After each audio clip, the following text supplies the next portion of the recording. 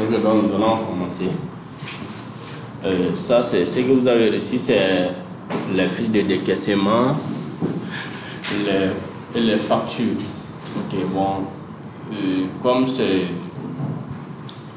le nombre de personnel est énorme, donc pour les bulletins, je vais faire un fichier PDF, je vais vous remettre le fichier PDF des bulletins. Ok. Bien avant ça, on a créé notre fichier comptable pour l'ING APD et on doit préciser les paramètres. On va paramétrer notre dossier comptable,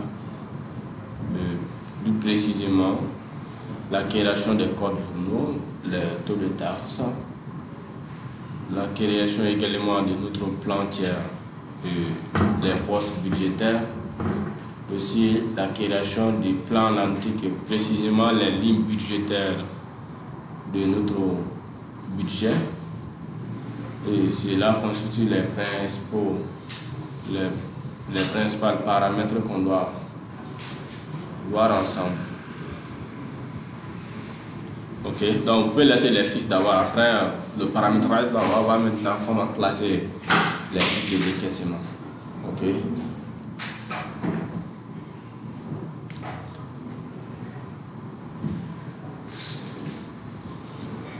C'est bon? Ok, donc après avoir importé notre plan comptable, quand vous regardez le manuel, après le plan comptable, on a les codes journaux. Les codes journaux dans le manuel. C'est combien de pages? 19 pages. Page 19. Ok. Alors, c'est quoi un journal? Un journal, c'est quoi? Le futur expert. Ok. Oui. Un journal. Oui.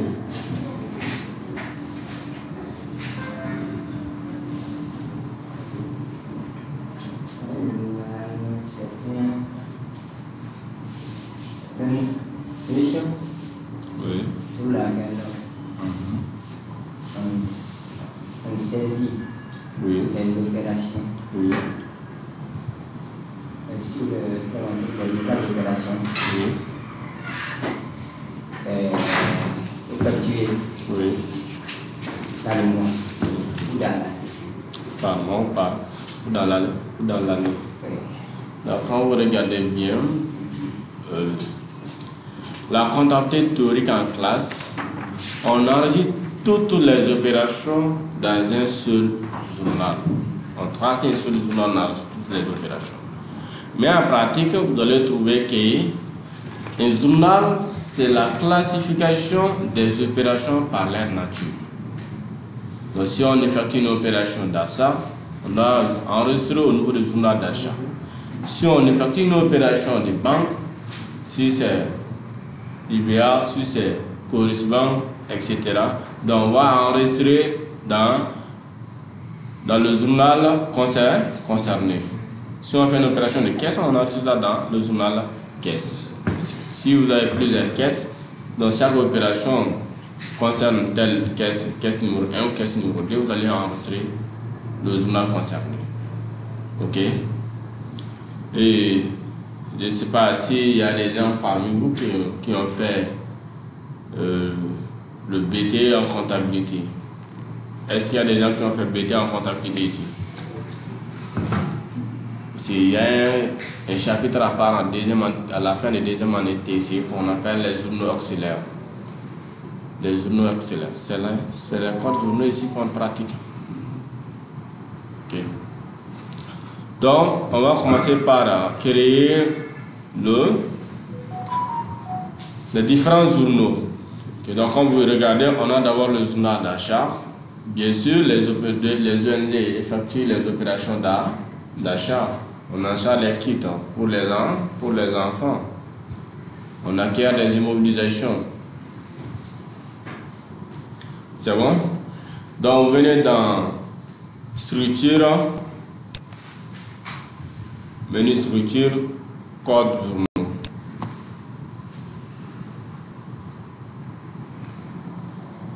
Menu structure, code journaux.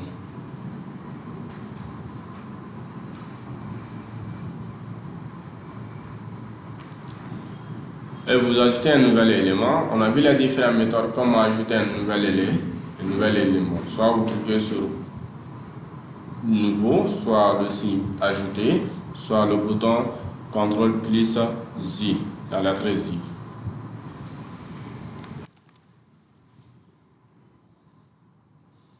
Alors, quand vous cliquez sur nouveau, on va rajouter un nouvel élément, vous allez voir une fenêtre qui va vous répondre.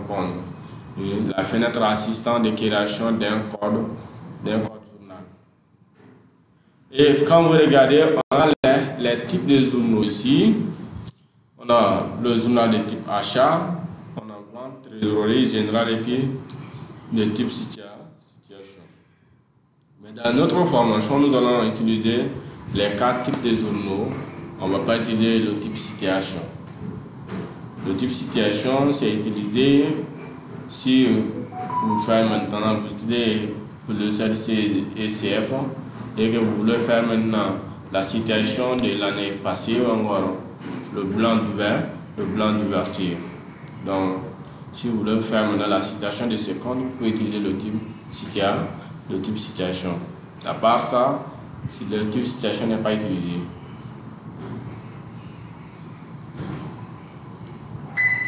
C'est bon? Ok. Donc, vous laissez par défaut le type A, achat. Le code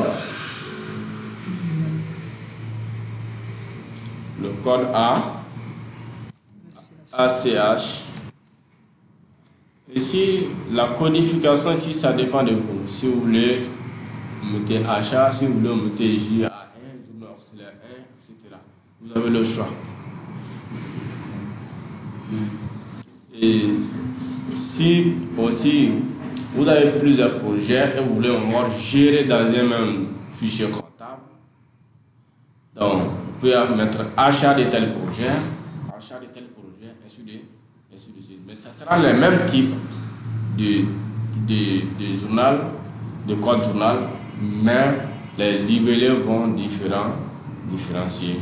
Et si dans ce cas vous avez fait maintenant une opération pour tel projet, donc vous allez effectuer maintenant enregistrer les opérations d'achat du journal de tel projet. Si vous pouvez gérer plusieurs projets dans un seul fichier. Parce qu'une ONG peut avoir plusieurs projets. Ok?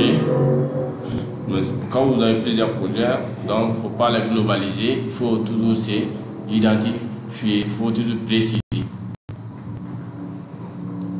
C'est bon? Donc vous mettez achat.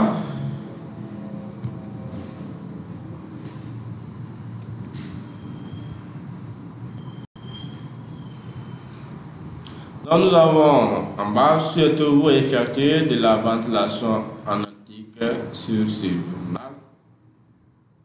Oui. On va effectuer la ventilation analytique. Bien sûr. On va effectuer la ventilation analytique sur toutes les opérations de charge. Okay. La compta des ONG, ce n'est pas seulement la comptabilité générale. C'est non seulement la compta analytique, budgétaire et générale. Okay. C'est les 3 comptabilités qu'on doit utiliser dans les ONG. La compta générale, pourquoi? Pour l'enregistrer les charges. Ok? Et la compta analytique, pourquoi? Pour les détails des activités selon les lignes budgétaires. Les lignes budgétaires viennent en plan analytique dans la gestion, dans le logiciel pour les ONG.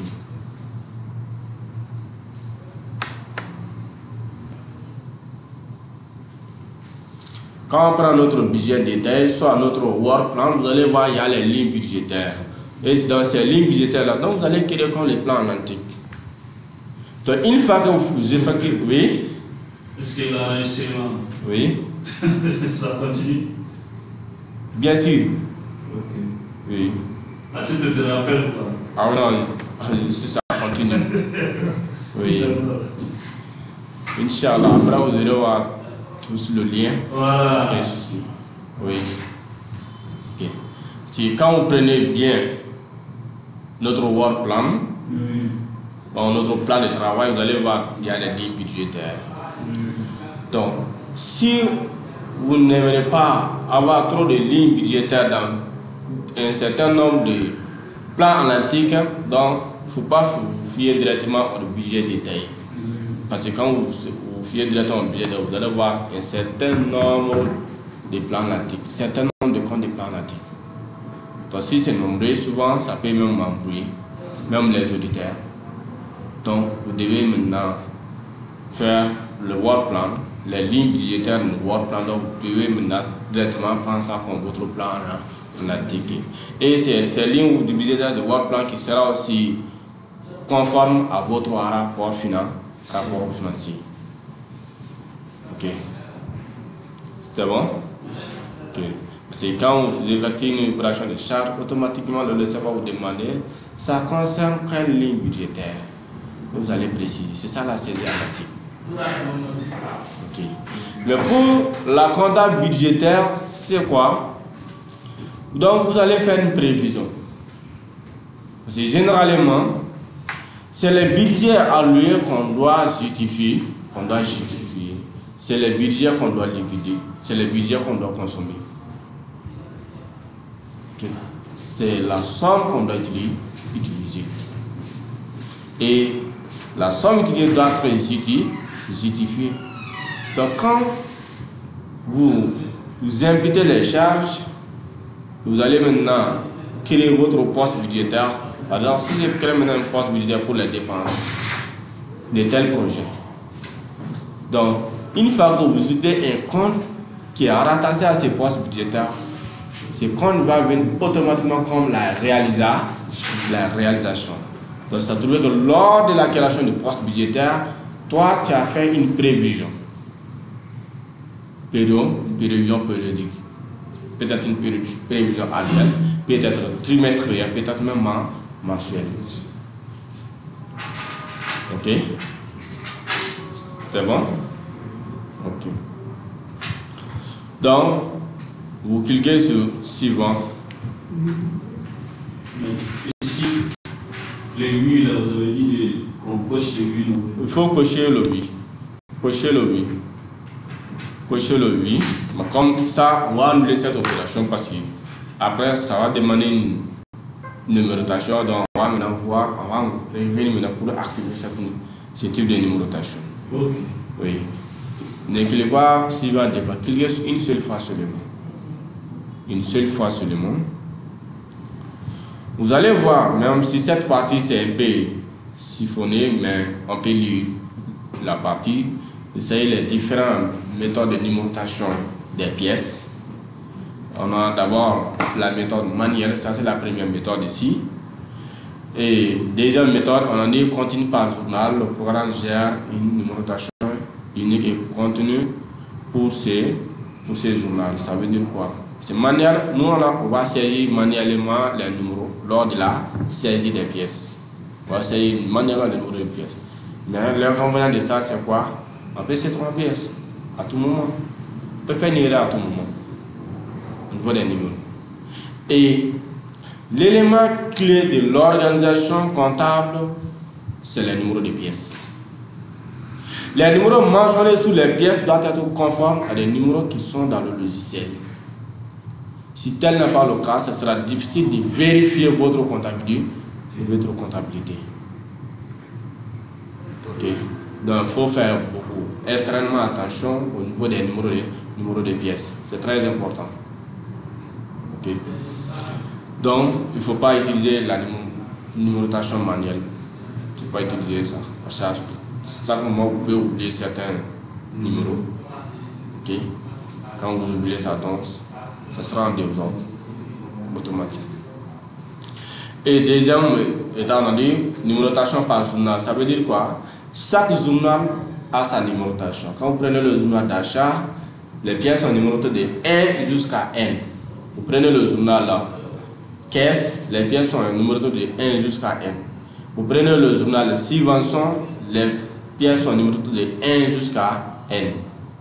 Ok, donc ça c'est une numérotation par journal. Et la troisième position, ça c'est pour le fichier en entier. Ça c'est une numérotation globale. Cela veut dire quoi? Si vous prenez maintenant la pièce numéro 1, vous utilisez le journal OD, opération diverses, pièce numéro 1 pour une première fois. Et deuxième fois, vous utilisez encore un autre journal. Ok, donc les gars, ça c'est numéro 1 là-bas, ça va continuer numéro 2. Ainsi de suite.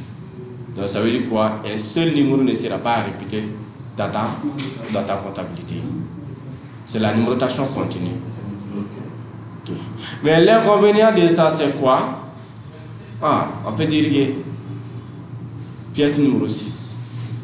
Pièce numéro 6, c'est où? Tu ne sais pas, automatiquement. Ok? Est-ce que c'est dans le journal OD? Est-ce que c'est dans le journal achat? Etc. Tu ne veux pas savoir.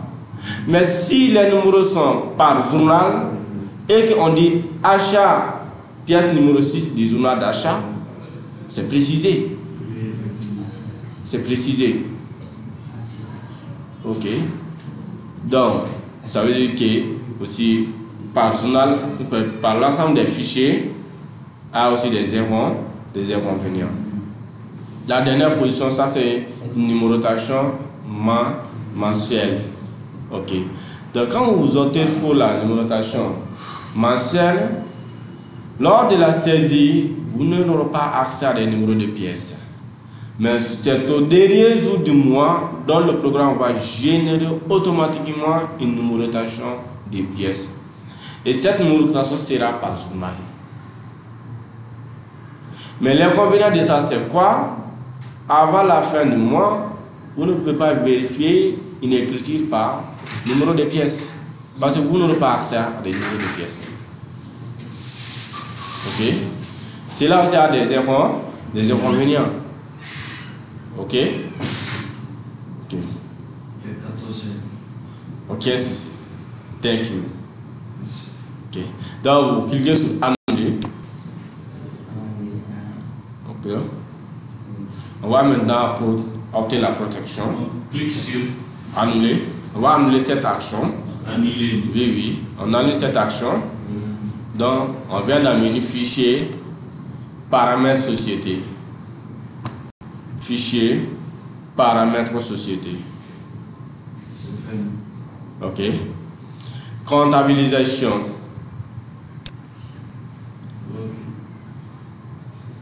On a option de saisie, on a règle de saisie. Vous cliquez sur règle de saisie. Règle de saisie. On a protégé la zone numéro de pièces. Donc vous décochez le premier élément, protéger la zone numéro de pièces. Une fois que vous décochez, le second va décocher automatiquement. Et vous cliquez sur OK. Au district senior, c'est bon? Menu fichier, paramètres société, comptabilisation, règle de saisie. Le premier élément, protéger la zone numéro de pièces. Vous voyez? Ok, vous décochez ça. Ok, et vous cliquez sur OK. C'est bon? Donc vous cliquez sur OK. Fermez paramètres société, donc vous revenez sur maintenant les codes sur nous. Cette fois-ci, on va ajouter le journal d'achat et on va faire une pause prière. On ajoute le journal d'achat, donc vous laissez par défaut à ça, vous mettez ACH, achat,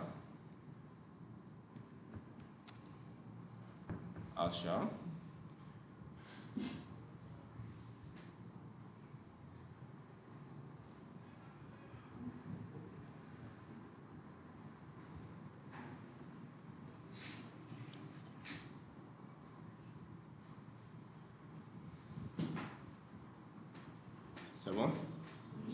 Et vous cliquez sur suivant. Donc vous allez voir la partie, non seulement c'est activé, mais aussi le deuxième choix est coché par défaut. Et ce qui concerne la saisie analytique, même si vous ne cochez pas, après vous pouvez encore activer la saisie analytique. Ok, c'est bon. Et ici c'est la même chose au niveau des comptes, de la création des comptes. Donc vous pouvez valider ces comptes et quitter l'assistant, et comme vous pouvez valider ces comptes et créer un nouveau. Ok, donc cliquez sur suivant, donc ça sera validé. Donc on a créé le journal d'achat. Ok, donc on prend pause prière et puis on revient. Donc on était au niveau des codes journaux, donc on continue pour les codes. Oui. Donc vous cliquez sur nouveau, on va créer les autres journaux. Après achat, on a quel journal? Voilà. Vente. Donc vous précisez le type vente. Ok. Et vous cochez. Vous saisissez maintenant le code et l'intitulé. Et puis vous cochez oui.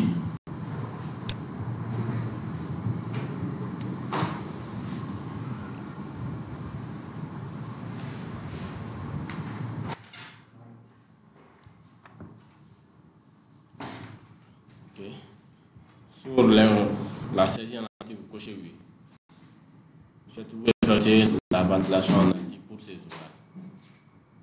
Après, vous cliquez sur suivant et puis suivant. Okay.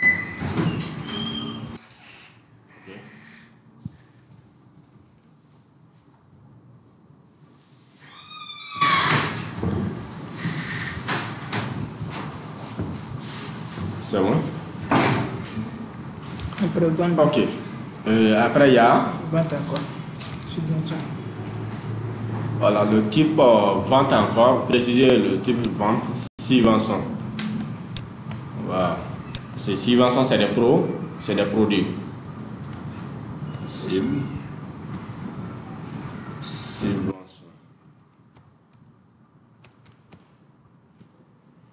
Vous effectuez également la saisie analytique. Et vous cliquez sur suivant. Après, BP1, BQD. Bon, ici, avant d'aller, on va vérifier dans notre plan comptable. Notre BQ1 c'est IBA, n'est-ce pas? Et BQD c'est Ecobank.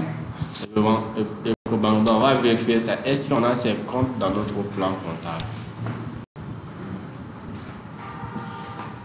Oui. Ah oui, on en a. On a ces comptes. On a ces comptes.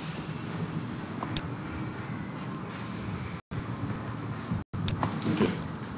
Dans le type trésorerie, la création d'un journal de trésorerie est différente de la création d'un autre journal. Ok. Pour un journal de trésorerie, il faut rattacher le compte de trésorerie. Et il faut préciser l'option d'utilisation de ce compte. Et enfin, il faut préciser également l'option de rapprochement bancaire. Ok. BQ1, IBA,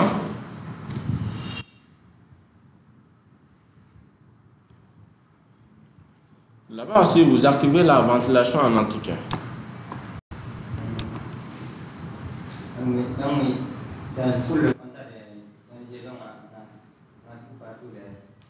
La ventilation en antique. Oui. Partout, on va utiliser les comptes de charge, là, ça doit être ventilé. Partout, on va utiliser les comptes de charge, ça doit être ventilé à une ligne budgétaire.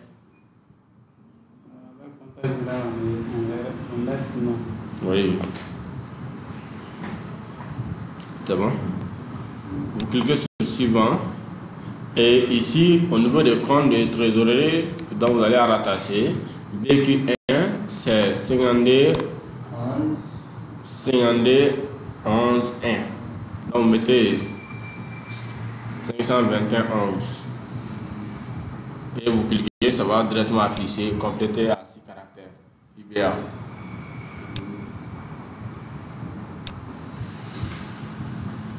$52 521 11. C'est bon? On dit le compte que vous venez de... Oui. Et vous cliquez pour compléter à 6 caractères, ça va ajouter un 0 automatiquement. Ah oui. C'est bon? Le compte que vous venez de rattacher à ce journal peut être utilisé. On a des possibilités. Soit en contrepartie des règlements enregistrés, ça c'est une première possibilité. Deuxième possibilité, en centralisation en fin de mois, une seule écriture. Début ou crédit sera généralement automatisé. Okay? Donc, en contrepartie des règlements enregistrés, cela signifie quoi? C'est-à-dire, lors de la saisie dans le journal IBA, donc à chaque saisie, donc le compte 521 11, ça va venir automatiquement en contrepartie. Mais si vous précisez également, c'est-à-dire vous avez dit que ça vient en contrepartie et que même si ce compte est au débit, vous ne devez pas commencer par ce compte. Parce que ce compte doit venir en contrepartie du règlement enregistré. Ok. Donc, même si c'est une créance et que vous devez maintenant débiter ce compte, il ne faut pas commencer par ce compte. Même si c'est le paiement d'une subvention, virement dans votre compte bancaire et que le compte doit être débité, on ne commence pas par ce compte. On va commencer par l'autre partie, la contrepartie. Ok? C'est bon? Mais la centralisation, cela signifie quoi? La centralisation, cela signifie que vous ne disposez pas d'un chrono de banque. C'est-à-dire, chez vous, il n'y a pas de pièces pour le journal banque. Ok. Donc, qu'est-ce que vous allez faire? Vous allez enregistrer toutes les écritures du mois en une seule pièce. Toutes les écritures du mois en une seule pièce. Ça veut dire quoi? Vous allez faire les mouvements d'entrée et sortie dans notre compte de trésorerie. Vous allez enregistrer ça par les comptes de charge ou les comptes tiers sans utiliser le compte de trésorerie.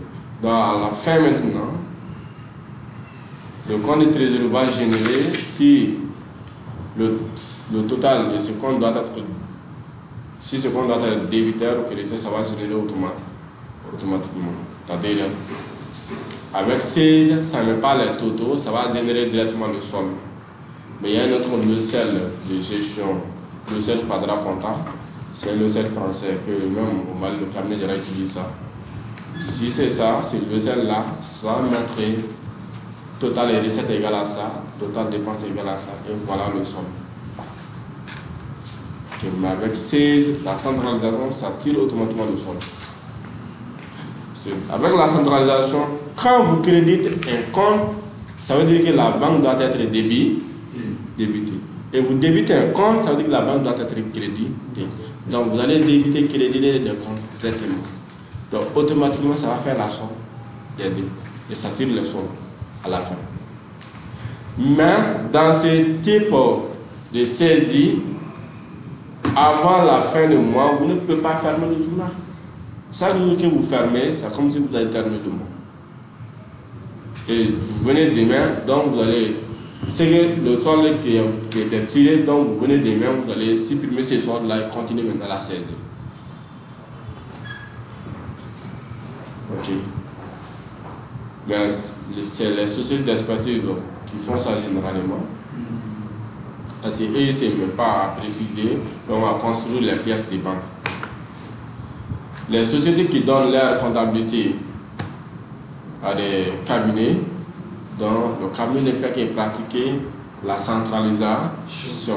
Parce qu'ils vont envoyer seulement les opérations courantes. les factures d'achat et vente. Ici, il y a les états des salaires, plus l'extrait envoyé par la banque. Et donc, il prend directement l'extrait envoyé par la banque, il saisit dans la banque concernée. Donc, qu'est-ce qu'ils font? Ils saisissent l'extrait en totalité dans les comptes d'attente. Ok? Donc, quand il saisit l'extrait dans les comptes d'attente, il prend maintenant ligne par ligne, il essaie maintenant de vérifier la source de l'opération et il remplace par le compte réel. Donc, de chercher maintenant la source des opérations et remplacer par le compte réel, c'est ça qu'on appelle l'apurement des comptes d'attente. Ok? C'est bon? Donc, on n'a pas deux choix ici, hein, on va utiliser en contrepartie.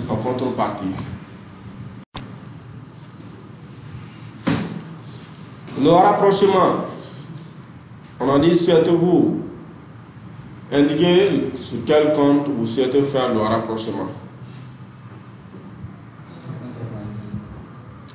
Sur le rapprochement, c'est sur le compte de trésorerie. Sur le compte de trésorerie, le rapprochement c'est quoi? Rapprochement. C'est la comparaison, c'est l'aspect de comparer Oui. les virements et les retraits. Le dépôt et les retraits. Le dépôt et les retraits. Effectué à la banque. Ok. Est-ce qu'on doit faire avec le compte de contrepartie? Je pense. Le compte de contrepartie dans un journal de trésorerie, c'est quoi? C'est le compte tiers.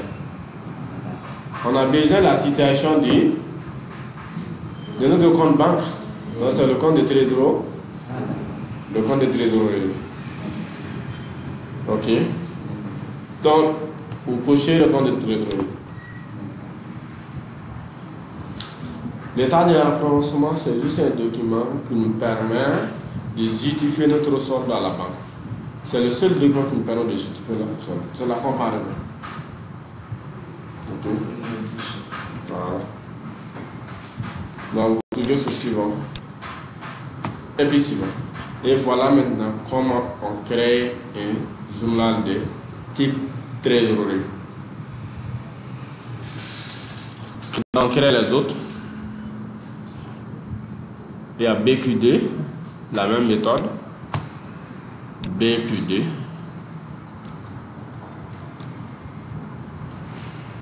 EcoBank.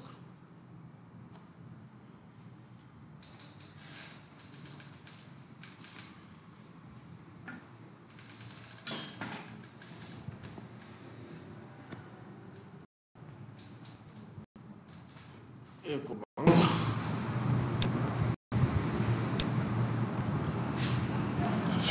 Au niveau des comptes de trésorerie, c'est 521,12. EcoBank. En contrepartie et sur le compte de trésorerie.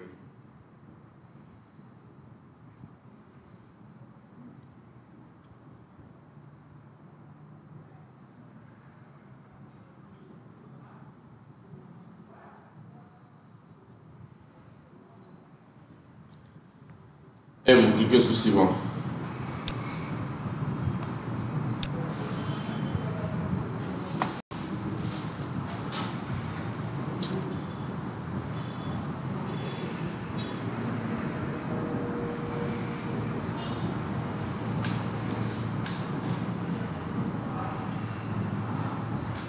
Auditus senior, c'est bon? Oui. Ok. Après, CAIS, caisse. C'est toujours le type de trésorerie. Si vous avez plusieurs caisses, il faut préciser.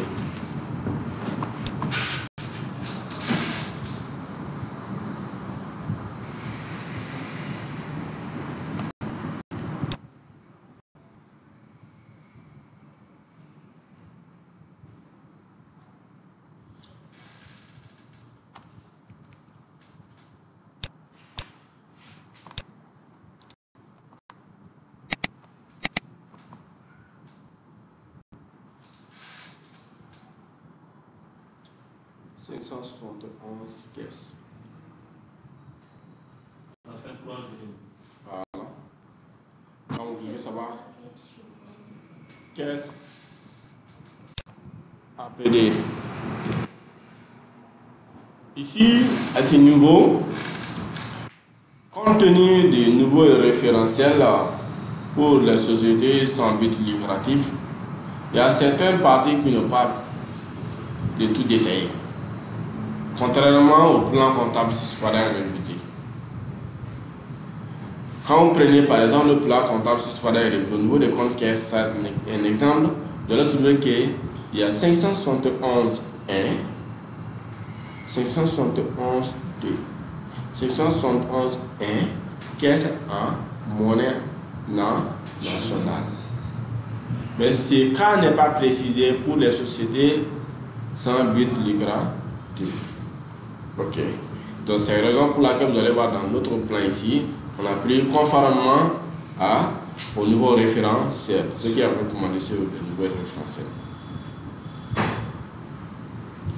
C'est pas la caisse, il y a quelques points comme ça qui ne sont pas du tout détaillés. Et vous allez voir même quand vous faites la comparaison de ces deux plans, vous allez trouver que les comptes du 6 quadra révisés sont plus nombreux que les comptes du système comptable pour les sociétés sans but lucratif. Parce qu'il y a plein de comptes qui ne sont pas détaillés. C'est bon? Donc, en contrepartie des règlements enregistrés, est-ce qu'il y a un rapprochement au niveau de la caisse? Non. Pourquoi?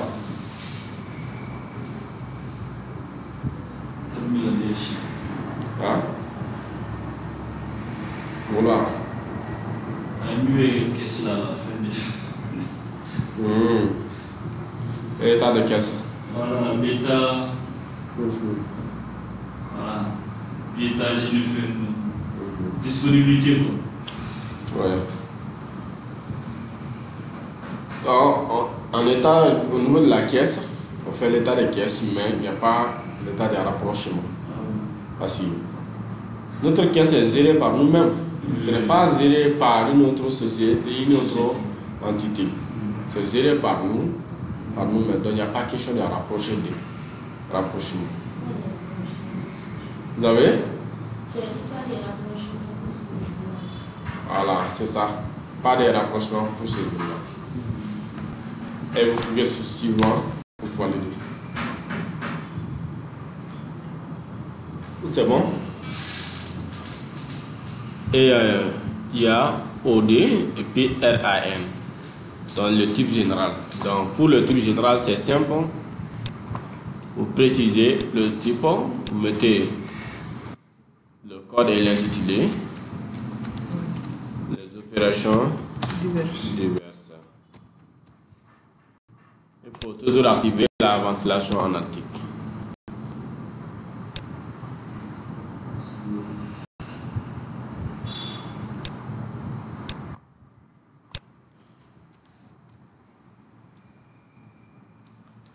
RAN, c'est report en nouveau. Report en nouveau.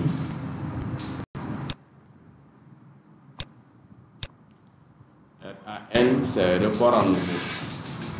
Situation. Laisse le type situation. On ne va pas utiliser ça.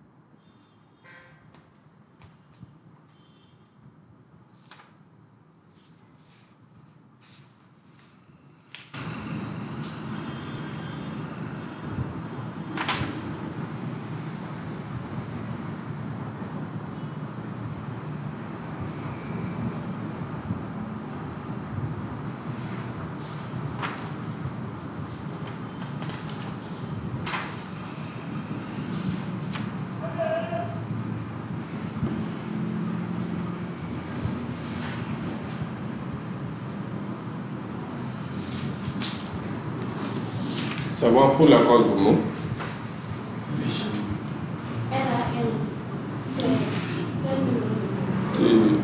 le type général. Les types sont précisés ici.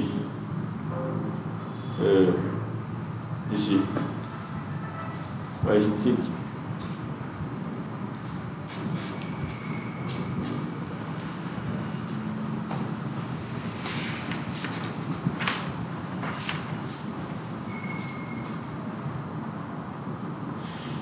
C'est bon? Donc, on va vérifier les journaux.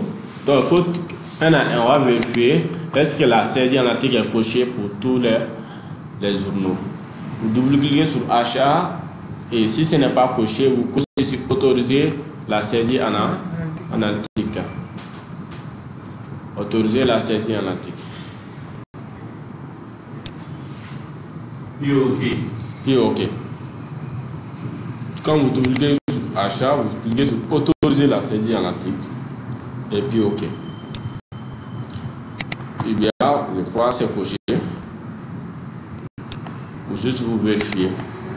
Il se peut que lors de la création, vous pouvez oublier.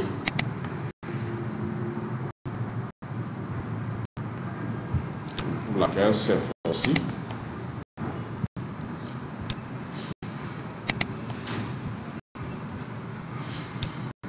Seulement, chez moi, seulement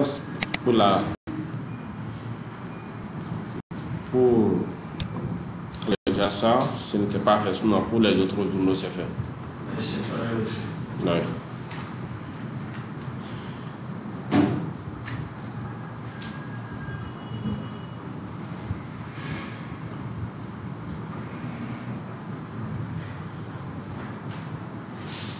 Monsieur Ouattara, est-ce que vous payez la TVA? Non. Pourquoi les ONG ne payent pas la TVA? Selon l'explication que nous avons, l'exonération. Oui. Voilà.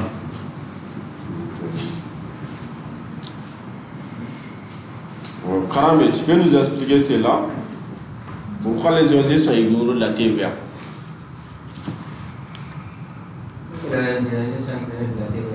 Oui.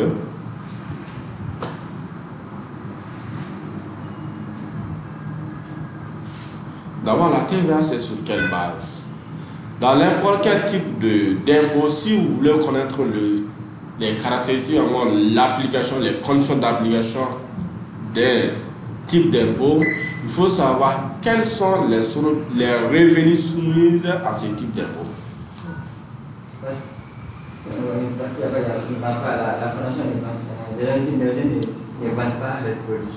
Voilà.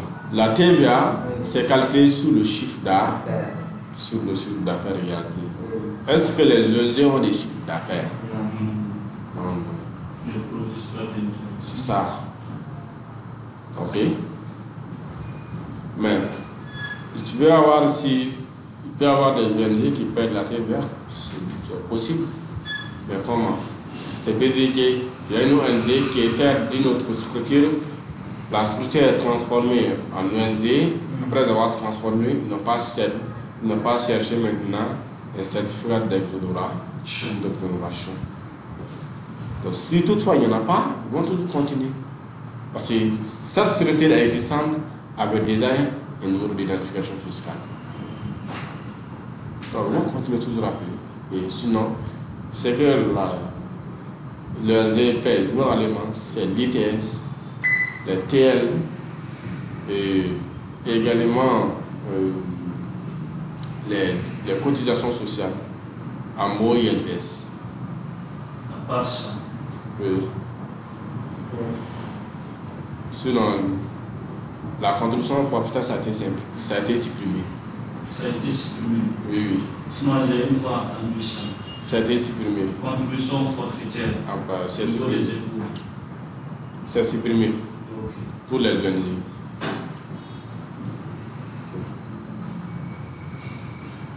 Parce que le mérite moi pour Mano. On le sera fort.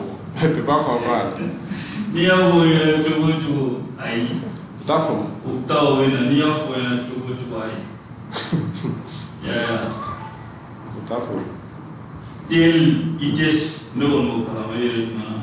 Yen bes amour.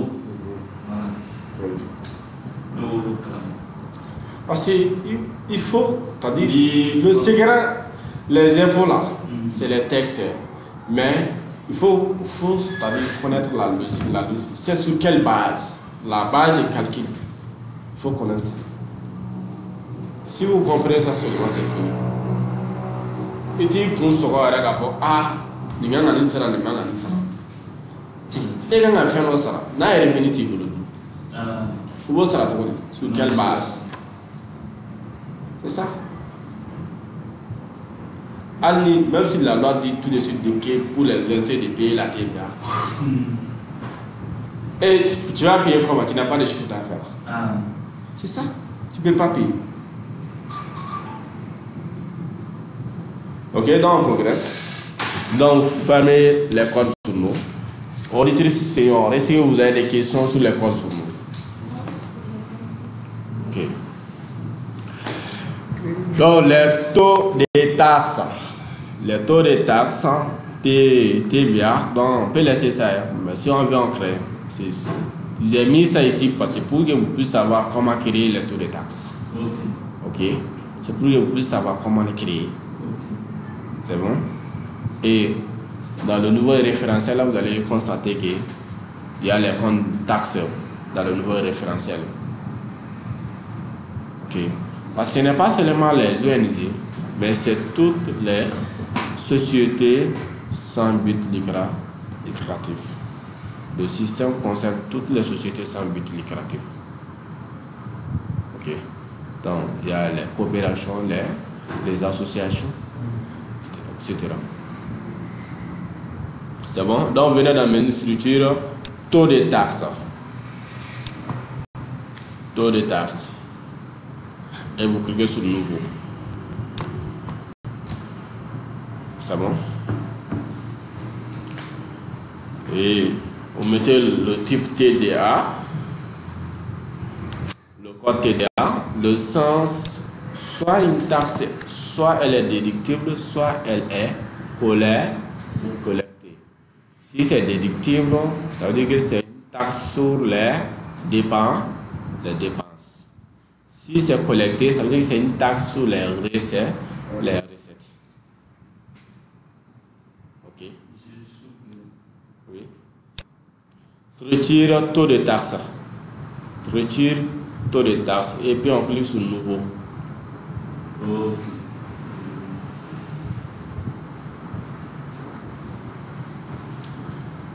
Code TDA. TVA déductible sur les achats. TDA. Oui.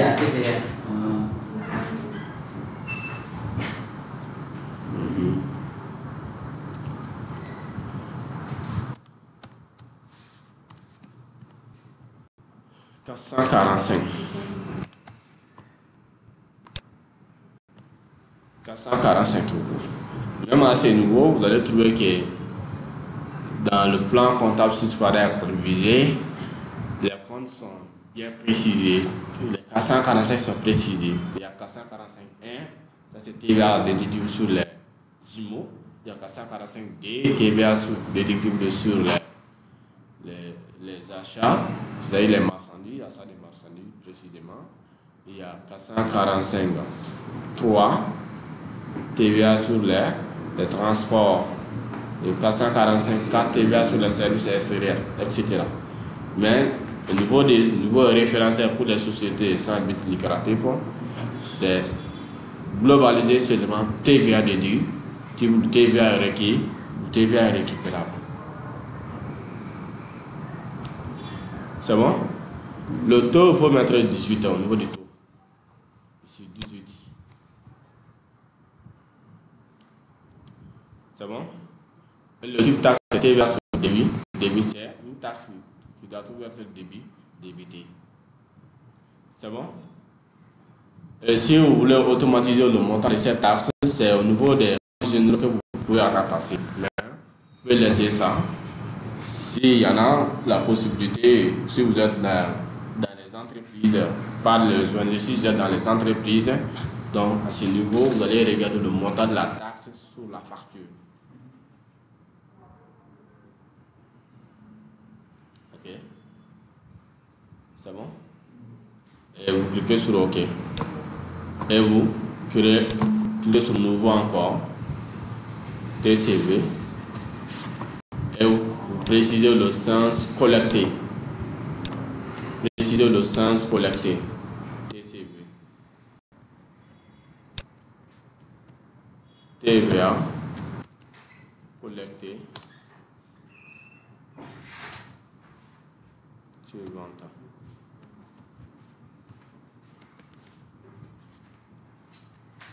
« 443.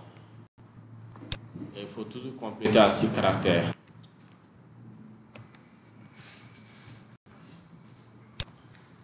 Et il faut préciser ici TVA sur encaissement. TVA sur encaissement.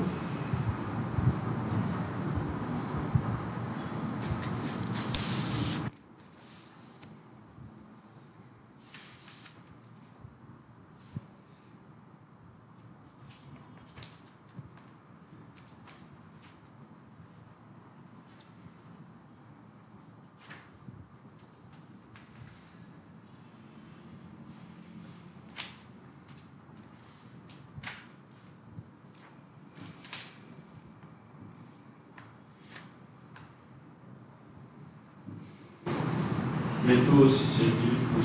Oui.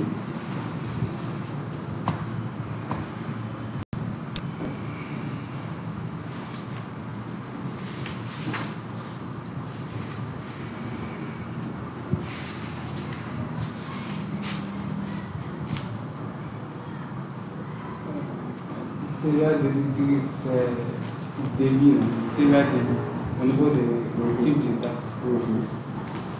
TVA collecté, c'est TVA sur l'encaissement. TVA déductible, vous laissez partout pour TVA déductible, TVA sur débit. Donc pour collecter là, préciser TVA sur encaissement. On n'affecte pas. Non, non, là c'est l'affectation.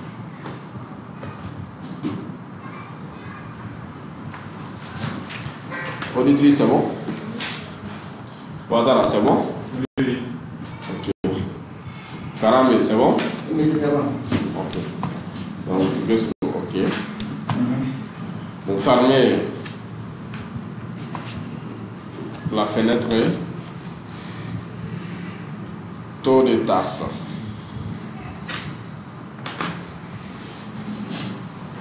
Il faut t'en sortir.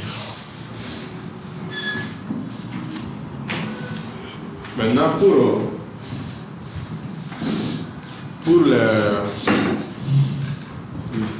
le plan tiers, pour le plan tiers, on va voir comment ajouter un compte tiers. OK? Le plan tiers, c'est quoi? C'est l'enregistrement des tiers dans notre registre. Ok, donc si qui mène une opération avec un tiers, que ce soit un client, que ce soit un fournisseur, que ce soit d'autres types de tiers, donc on va enregistrer la personne en question dans notre base de données. Ok? C'est bon? Ok.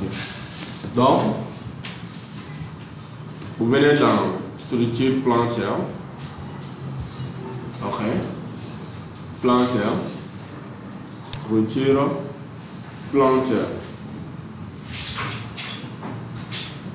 Structure plan tiers. Vous ajoutez un nouvel élément. On va préciser, vous pouvez toujours préciser, avant d'ajouter un nouvel élément, vous pouvez toujours préciser le type de tiers. Mais si vous ajoutez après, vous pouvez aussi préciser le type. Vous avez le choix. Ok? Oui. Donc, vous précisez le type fournisseur. On va voir comment créer un fournisseur.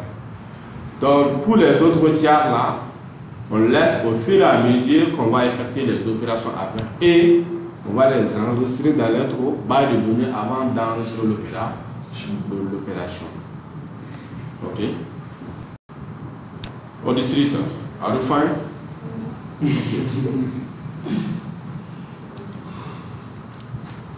Donc, 411, c'est ETS Traoré, non? Oui. Ok. Donc vous ajoutez ETS T. C'est bon. ETS Traoré. Ok. Vous allez voir chaque tiers a deux comptes. On a un compte tiers et un compte collectif. Le compte 441 ETST, c'est-à-dire ETS Traoré, le frère, ce compte nous permet de voir la situation du compte de M. Traoré, donc de l'entreprise ETS Traoré et frère. Ok? Mais si nous voulons avoir la situation de l'ensemble des fournisseurs d'exploitation, donc dans ce cas, on va introduire 4100, le compte collectif. Donc, voilà, c'est le compte collectif 4100.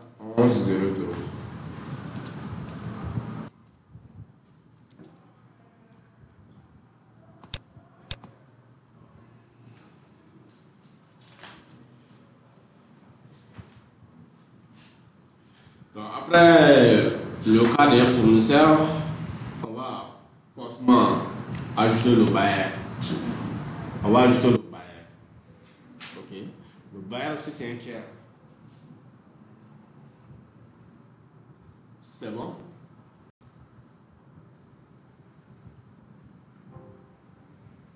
L'adresse est déjà précisée. Ok. Pour ETS Traoré, vous laissez les autres champs par défaut. Mais quand on reçoit une facture fournisseur, donc on va maintenant remplir même son adresse tout au niveau de notre base de données. C'est bon? Donc vous cliquez sur nouveau, donc ça va valider cette fenêtre et la fenêtre sera prête aussi à créer un autre.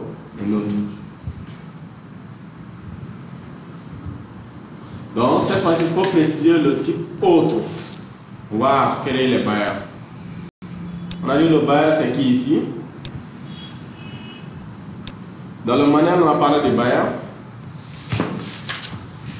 de notre ONG.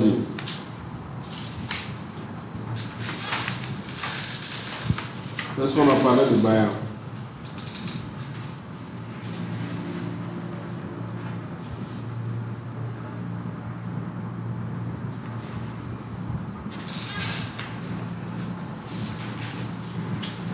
Bon. Qui sera notre bailleur? Quel organisme?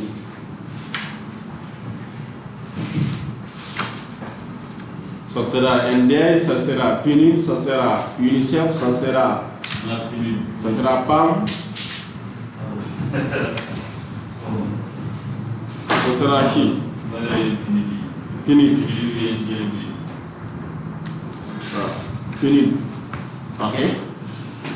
PNUD. Donc il faut prendre ici 462 PNUD. Soit 462 P comme compte. 62. Pour le niveau référentiel à l'air, compte bailleur c'est 470. 462 P. Oui. Intitulé PNUD. PNUD. PNUD.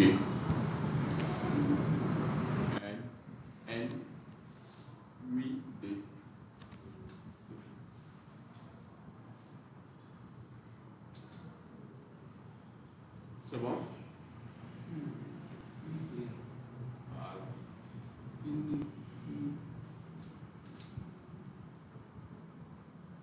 C'est bon ça, monsieur Ouattara, c'est ça, non? Oui. Ok. Donc, si vous connaissez toutes les adresses, y compris les numéros de téléphone, vous pouvez tout renseigner. Vous pouvez tout renseigner. Et vous cliquez sur OK. Oui, il s'agit de l'air bureau au Mali. Il s'agit de l'air bureau au Mali. Compte collectif. 462 euros. Ah, super. Cliquez sur le bas. Et ça, dans notre précisé. On avait précisé UNICEF.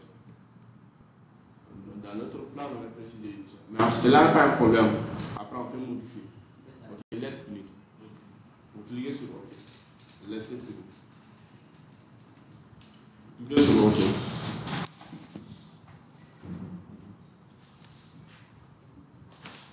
C'est bon, vous cliquez sur OK. Donc, vous fermez le plan tiers. Maintenant, voilà comment on ajoute un compte tiers. Si vous effectuez une opération avec un fournisseur, donc vous devez ajouter comme ça. Vous devez ajouter son nom dans votre base de données avant d'enregistrer l'opération dans le journal. OK? Donc, vous cliquez sur fermer. Vous venez dans le menu structure, plan comptable. Structure plan comptable. Structure plan comptable.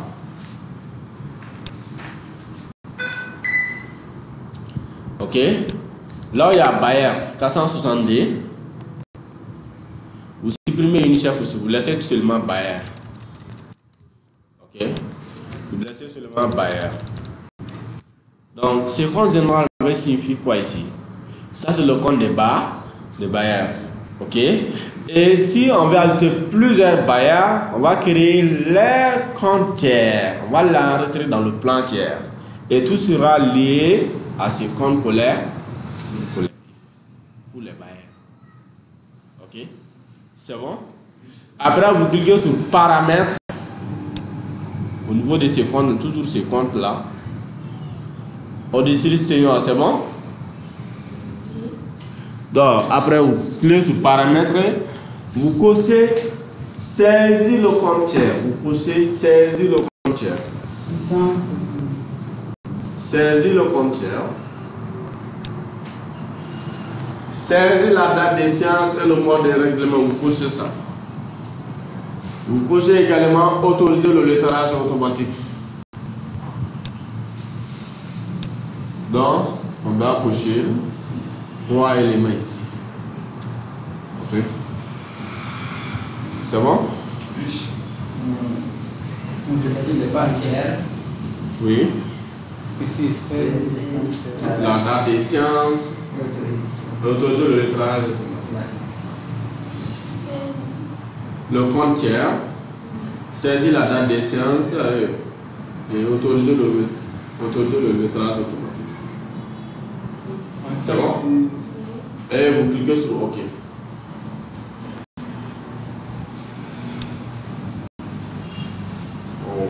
Fermé.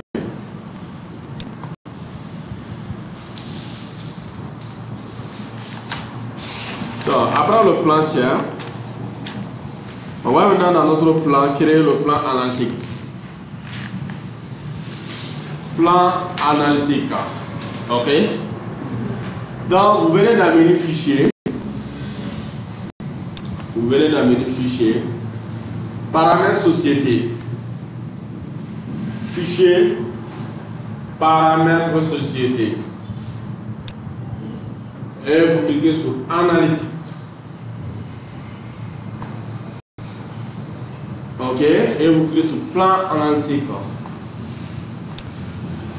Par défaut, le logiciel saisit, quand vous autorisez la saisie analytique, le logiciel saisit active automatiquement par défaut plan 1. OK? Ce sera le plan principal. Mais si vous voulez maintenant modifier, vous pouvez modifier l'intitulé de ces plans. Soit aussi vous avez le choix, vous pouvez avoir créé des plans, d'autres plans. Analytique. Au niveau des ONG, le plan analytique, c'est la ligne budgétaire. Par contre, au niveau des entreprises, le plan analytique, c'est les différents départements. Vous voyez, il y a une différence. Pour les entreprises, on considère que les différents départements, c'est le plan analytique. Parce que la comptabilité analytique, c'est quoi? C'est une comptabilité détaillée. On va avoir maintenant la situation sur tel élément. Si vous faites maintenant, vous êtes dans une entreprise, vous voulez avoir maintenant la situation de chaque département dans l'activité de l'entreprise. Donc vous allez créer les différents départements, vous allez faire l'imputation. Ok. Nous avons la série en article entre ces différents départements. Mais si vous êtes dans une ONG, donc vous allez créer les lignes budgétaires comme le plan en article. Et vous voulez savoir maintenant, à la fin de la période, est-ce que telle ligne est justifiée? Si oui, c'est justifié avec quel compte et quel compte?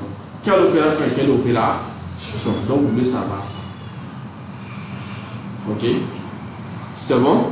Donc vous cliquez sur le plan analytique qui est là, plan 1. Vous cliquez sur le plan 1 et vous modifiez. Ok? Vous pouvez mettre plan analytique APD. Plan analytique APD. Vous pouvez mettre en majuscule. Plan analytique. Plan APD. Mettez sur notre plan APD. APD, notre ONG.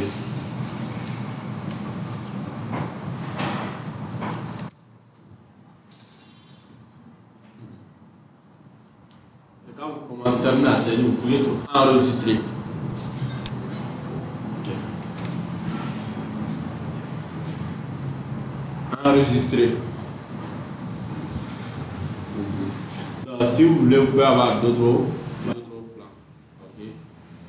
Si avec les ONG on s'arrête à ce niveau, mais si vous êtes au niveau des entreprises, vous créez des plans.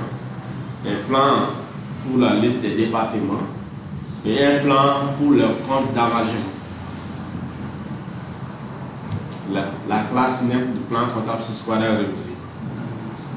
Ok. Ça, on dit que ça permet d'appliquer la comptabilité en analytique. Mais on peut appliquer la comptabilité en analytique sans aller tracer cette classe à travers les départements. Ok. C'est bon, vous cliquez sur OK. Vous fermez. Donc, il y a un budget détaillé que je vous ai remis et également un fichier PDF et WordPlan T1. Je vous ai remis ça. Ok. Et quand vous constatez, vous allez voir ce WordPlan T1 là. On a mis les lignes budgétaires de WordPlan T1 ici comme notre plan en a. Parce que nous ne voulons pas trop détailler au niveau des budgets détaillés. Parce que ce sont les WordPlan là qui sera justifié comme notre rapport financier. Ok. Donc vous voyez, c'est des chiffres, c'est les caractères qui sont loin, mais on va essayer de les abréger. Parce qu'il faut souvent appliquer le français comptable. N'est-ce pas? Parce que vous allez voir, si on n'applique pas le français comptable, n'importe quel logiciel comptable que vous allez prendre, vous allez trouver le nombre dans tous les champs, vous allez voir le nombre de caractères limités. Et donc il faut faire de telle sorte que l'élément soit compréhensible. C'est bon? Donc venez dans le menu structure, plan analytique. Structure, plan analytique. Ok. Et vous cliquez sur nouveau.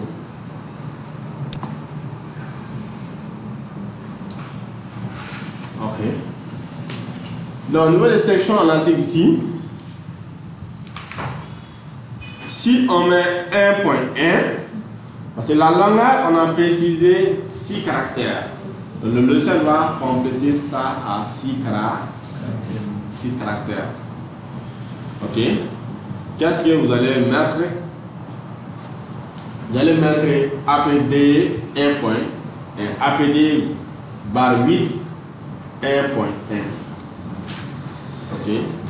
Mais j'espère ici que ça sera supérieur à 6. APD, vous collez tout simplement APD 1.1.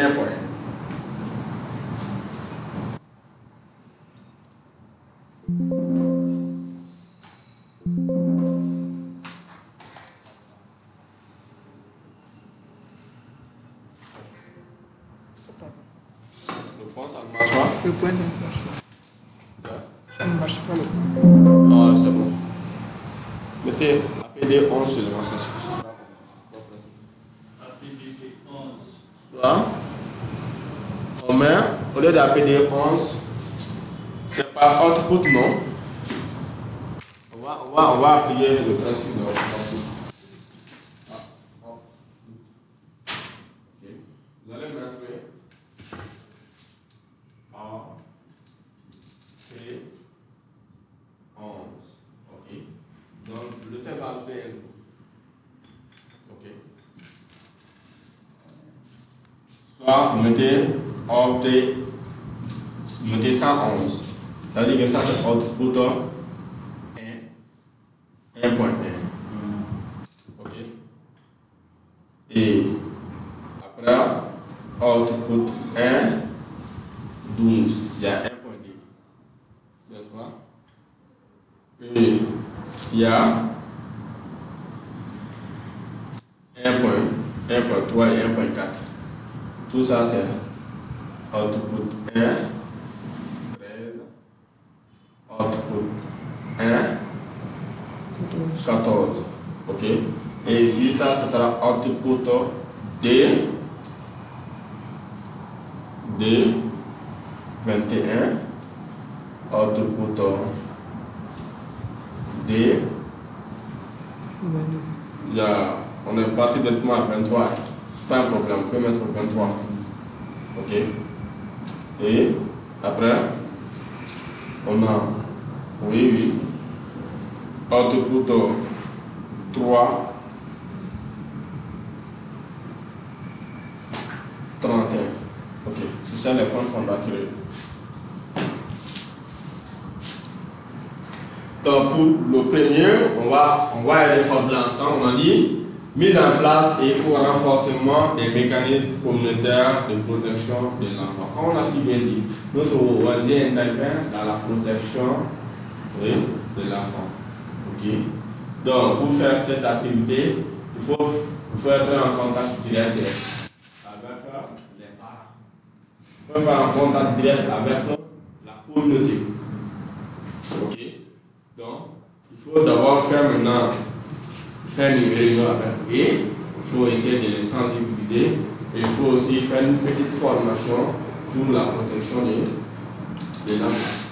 Ce sont les quatre principales activités que nous allons faire à ces points. Ok? Donc, dans notre leçon, on sait qu'on ne va pas tout écrire, mais on peut mettre seulement mise en place.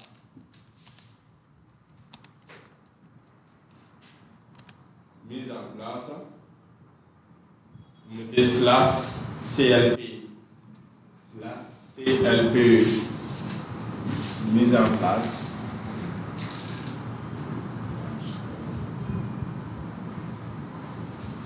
/CLPE. Comité locaux pour la protection de l'enfant.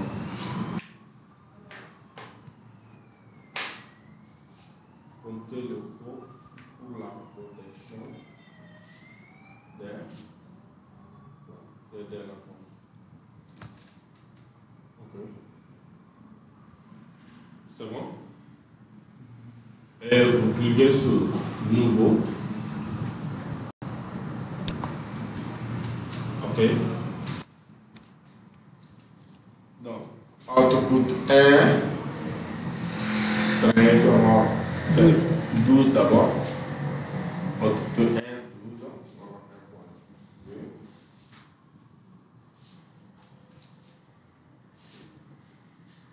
Pour la prise en charge de là, vous pouvez mettre seulement PC, prise en charge.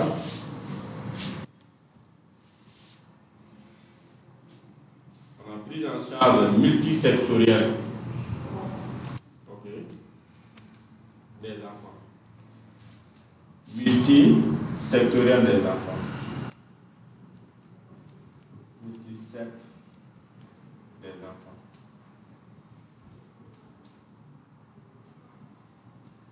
Ok. Prise en charge multisect des enfants.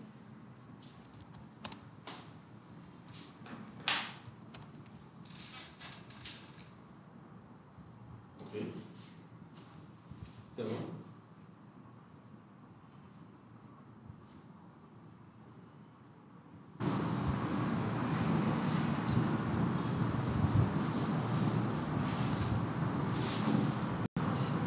Ok.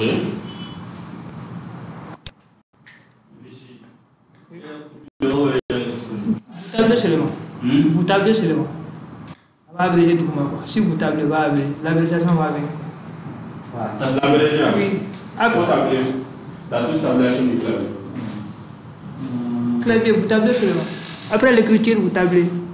Donc celui-là, c'est déjà que ça ne va pas avoir appliqué. Le nouveau là, ça va appliquer. Sinon, ça ne va pas avoir. Donc, on va appliquer notre nom.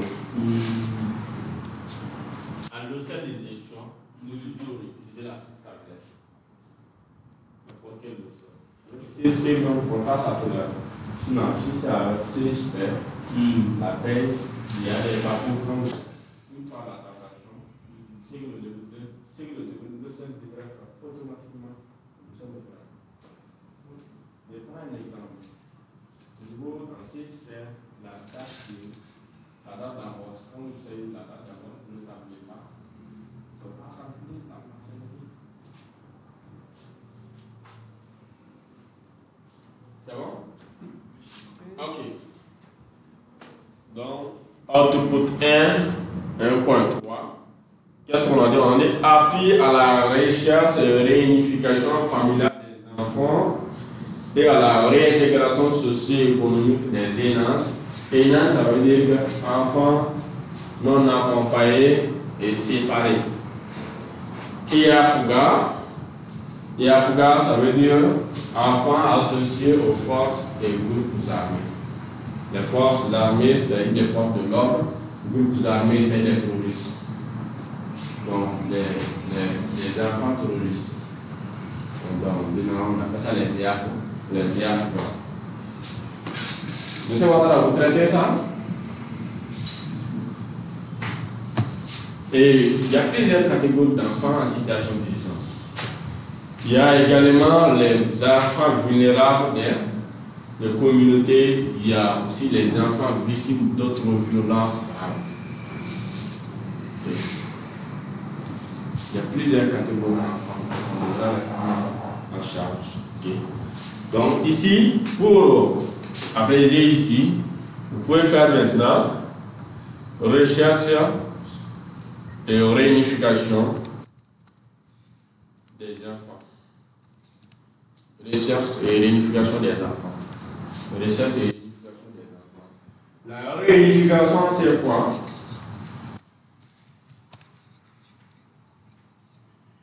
Réunification, c'est quoi? Il n'y a pas. Vous pouvez recherche et réunification des enfants, là, vous pouvez abréger.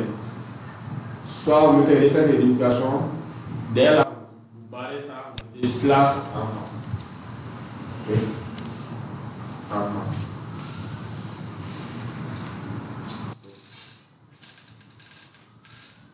La réunification, ça veut dire si on ramasse les enfants vulnérables dans la rue, soit on ramasse les IAFGA, c'est-à-dire les enfants qui sont associés aux forces et aux groupes armés, on les met dans les centres de rééducation.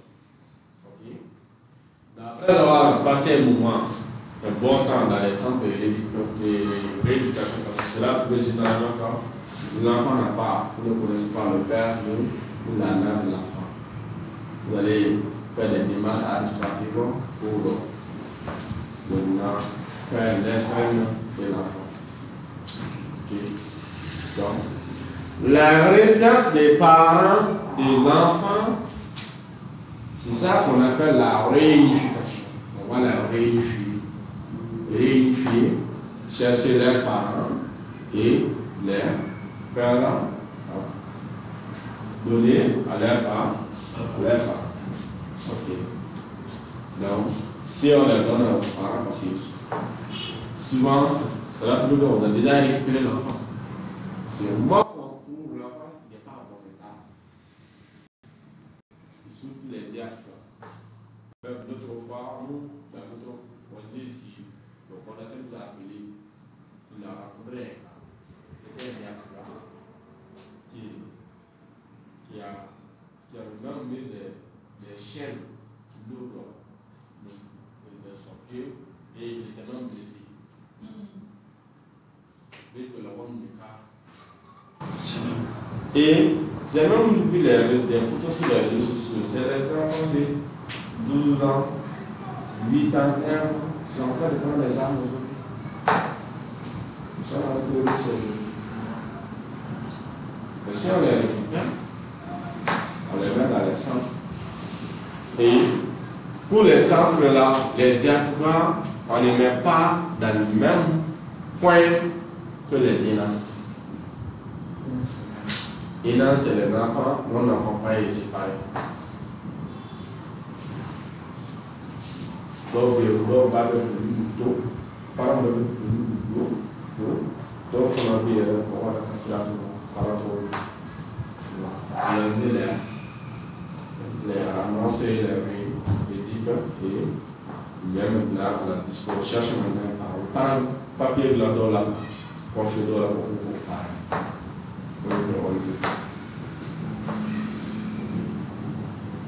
C'est bon? Mais la réintégration dans la famille, on fait un suivi, parce que le psychologue est là. Et les animateurs sociaux sont là, les agents de protection sont là. Donc, le suivi là, c'est par le psychologue et les agents de protection. Donc, on va prendre quelques mots. Le suivi qui est à voilà, le groupe là, on va voir là, le cas de l'Ukraine, bien calculé l'Ukraine. Il y a des accords dans la santé de la catastrophe. Donc, on va passer.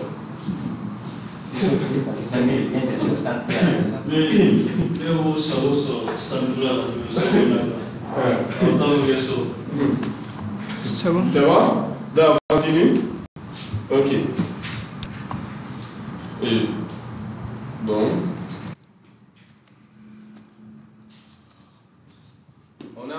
on fait 1.4 maintenant. 1.4. Donc, coût du personnel. Vous votez seulement coût du personnel. Coût du personnel 1.4 maintenant. Coût du personnel. C'est maintenant le salaire.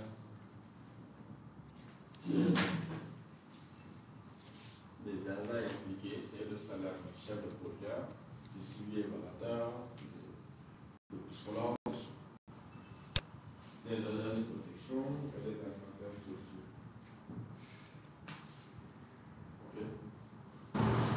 Et après maintenant, entre 2, on a un renforcement des services d'appui psychosocial dans les IAE et autres espaces. Donc, là, il faut mettre un renforcement des services / IAE. IAE, c'est espace ami d'enfants.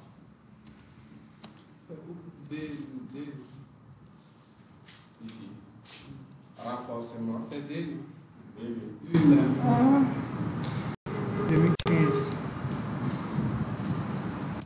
D. 22. Voilà. Renforcement Des services. des services.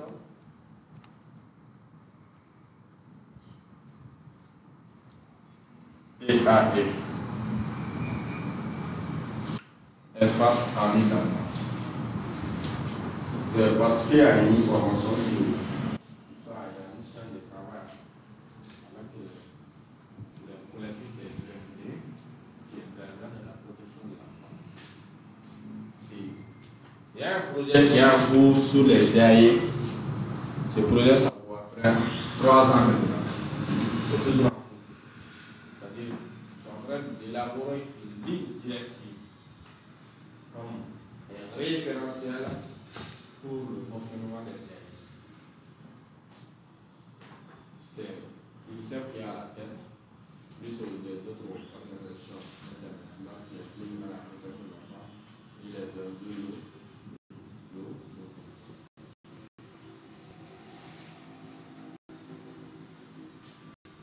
C'est bon? C'est de local.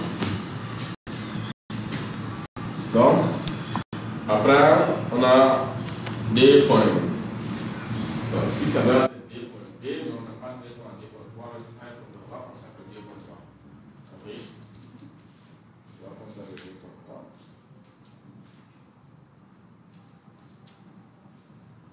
Ok? On a fourni des kits vestimentaires à 3 000 enfants vulnérables. Donc, là-bas, il faut montrer là-bas achat des kits. Achat des kits. Achat des kits.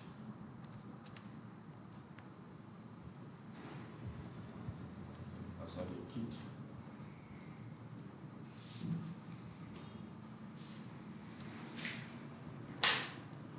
C'est bon?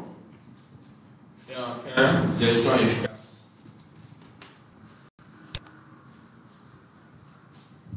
La gestion efficace, c'est quoi? Dans la partie gestion efficace, vous allez voir, il y a les frais de location, les frais d'électricité, les frais de facture d'eau et les petites dépenses effectuées par le bureau. Ok? Ça, la gestion est efficace.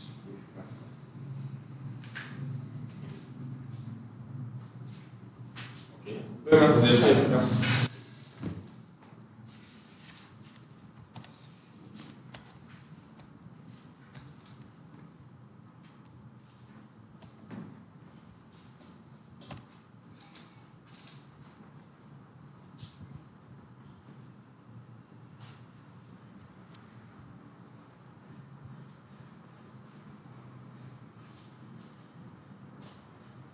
C'est bon?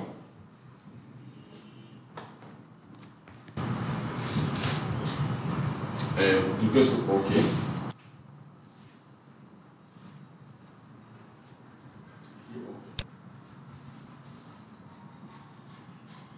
Fermez.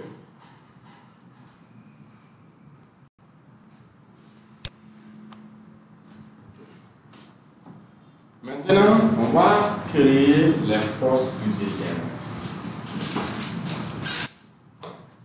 Poste budgétaire, ligne budgétaire. Poste budgétaire, ligne budgétaire. Quelle est la différence entre un poste budgétaire et une ligne budgétaire? Poste budgétaire, ça c'est en grosso modo. C'est ça. Mais ligne Ça, budgétaire, c'est- c'est ça qui détaille. C'est ça. C'est la ligne qui détaille.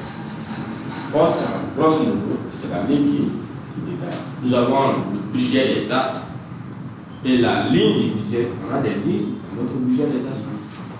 Un poste, c'est le budget des as. C'est bon? Ok, bon, si on n'a pas gratté la tête, ici on a mis des postes budgétaires, on a globalisé toutes les dépenses, on n'a pas détaillé. Sinon, vous pouvez préciser pour les achats, pour les équipements, les acquisitions, vous pouvez préciser. Mais si on a mis globalement ici, parce qu'on a besoin de substituer les dépenses. Par exemple, pour la carte, le limite d'être mais c'est le budget des dépenses. Le budget des produits ou la subvention. Ok? C'est bon? Ok. Dans menu structure, poste budgétaire. Menu structure, poste budgétaire.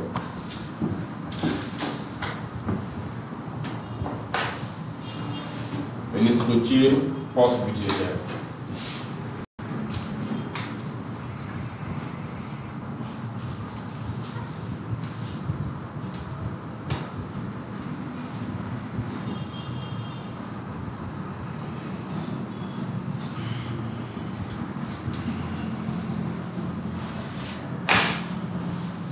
C'est bon, vous ajoutez un nouvel élément.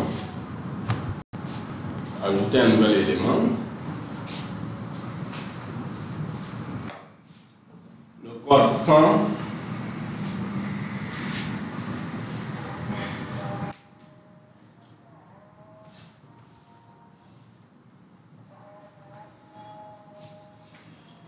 Le code 100.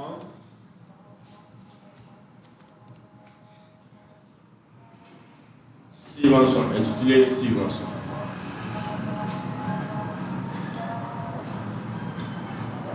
Le budget, soit c'est une charge, soit c'est un pro. C'est l'ensemble des prévisions de dépenses et des recettes. Okay. Donc ici, vous précisez le type caractéristique, le sens produit. Subvention, c'est un produit. C'est la somme que les bailleurs nous donnent pour faire nos activités. C'est pas pour manger, c'est pour faire les activités. Voilà, c'est que moi j'ai dit, où vous mangez. Vous mangez. C'est pour faire les activités. Voilà. Et après les activités, nous avons des pièces justificatives qui nous permettent de justifier les dépenses, de justifier la liquidation du fonds en ligne. C'est bon? Au district senior. Donc, au niveau de la prévision, bon, au niveau des prévisions, il y a des fichiers que je vous ai remis. Des fichiers PDF. Je vous ai remis le budget global. Ok? Pour une année. Je vous ai remis également le budget détaillé de la première tranche. Je vais afficher les fichiers.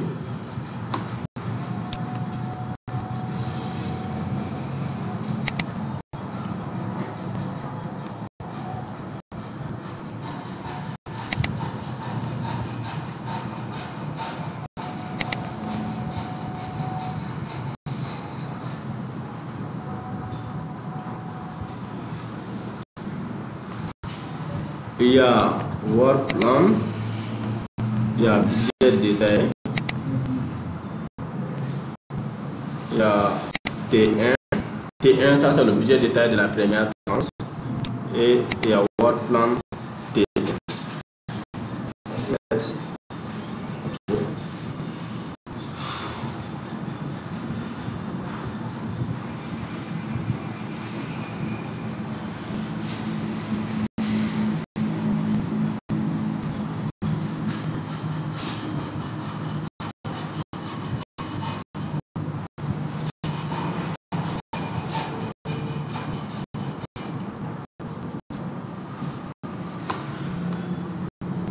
Donc, comprenez le fichier budget détaillé.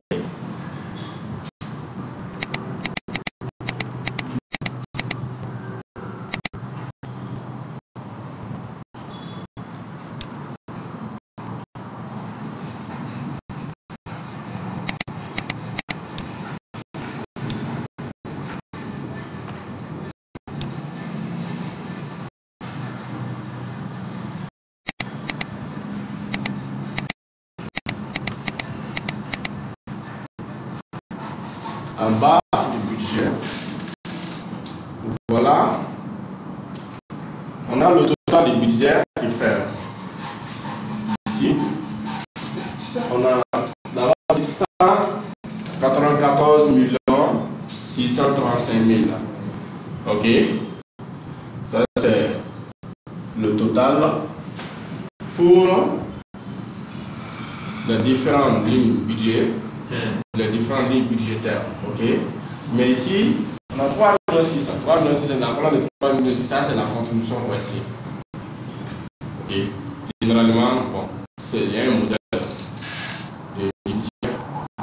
Et j'ai pris ce modèle-là, il y a toujours la convention OSC. Et généralement, c'est le gouvernement qui connaît le circuit. L'agence, souvent, ça vient, ce sont des financements qui sont ajoutés.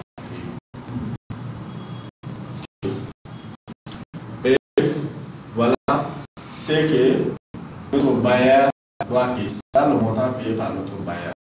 Mais dans certains budgets, au niveau de la contribution, pour essayer d'en voir souvent, c'est la contribution même du bailleur, lundi en question, le partenaire d'exécution, c'est beau. Il doit prendre souvent dans certaines lignes en 10%. Ok. Mais, parce que si même, souvent, on les mentionne et même si ça ne sert pas, on les mentionne. Ok. Donc, et 7% sera des renforcements de capacité. 7%. Donc, de 7% de 191 35 000. C'est notre budget net, c'est 191 35 000. Mais quand on ajoute les 7%, ça va aller à 204 407 450. Ok? C'est bon? Donc, la prévision qu'on va faire ici, parce que les 5%, ce n'est pas à justifier. Ce n'est pas à justifier. Même si, parce que c'est une recette que vous recevez, vous devez prévoir cette recette, mais la justification sert à 191 35 35 000. Ok? Donc, ça, c'est notre montant global. On va mettre ici le montant 204 407 450. Et après, on met 191 35 000. C'est bon? Donc, ça, c'est le budget global. Donc, vous venez dans T1. Le budget est T1. Donc, bien en haut, il y a T1. Voilà. Ok. T1, vous descendez en bas. Vous descendez. Voilà. Voilà. Ok. C'est bon.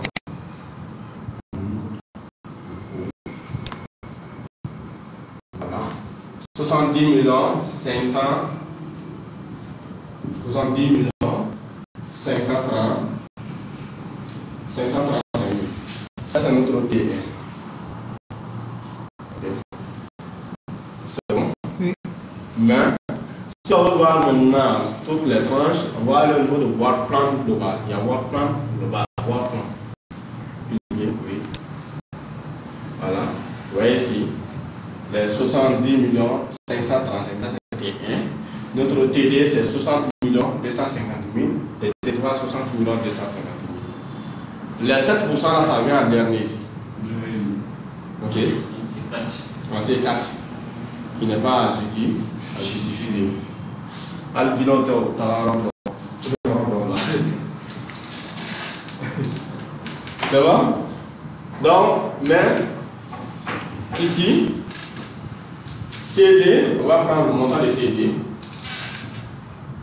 TD, c'est 60 251 000. T3 également, c'est ça, 60 250 000. Ok? Donc, vous verrez au niveau de work plan T1. Work plan T1. Work plan T1. On a combien de mois? 4 mois. 3 tranches de 4 mois. 4 mois. Donc, ça s'appelle une année. Ok? C'est bon? Donc, maintenant, nous concerne la prévision des 70 535 000 en 4 mois. On sait les montants. Mais pour les D, on ne connaît pas d'abord. On sait que ça, c'est réparti en 4 mois. 4 mois. Mais le premier mois des deuxième tranche, c'est combien? Le deuxième mois, c'est combien? Le troisième mois, c'est combien? On ne connaît pas. Pour connaître, il faut faire leur work plan. Ok. Donc, dans notre prévision, au niveau des recettes, qu'est-ce qu'on va faire? On va prendre work plan T1. Au niveau de work plan T1, vous allez voir, il y a janvier. Il faut afficher les montants. Janvier, février, mars, avril. Ok. Il faut afficher les montants de work plan. Monter.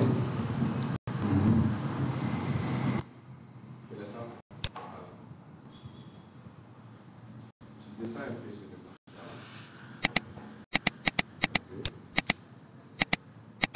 Voilà, c'est bon. Ok. Pour le mois de janvier, c'est 17 millions. 17 millions 670 000. 670 000. Et on a 10 millions, février, 10 millions 575 000. Ok.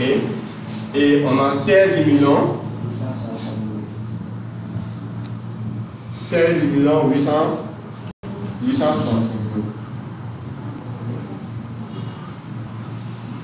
Et enfin, on a 25 millions 425 000.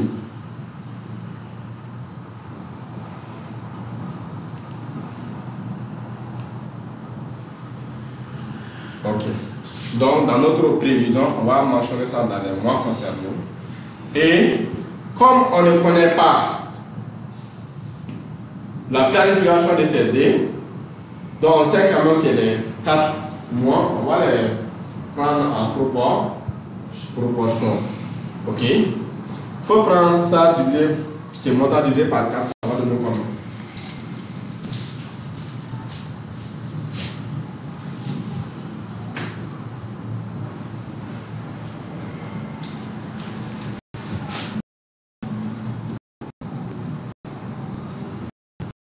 Je reviens dans le futur. 15 millions 70 600. 15 millions 70 500.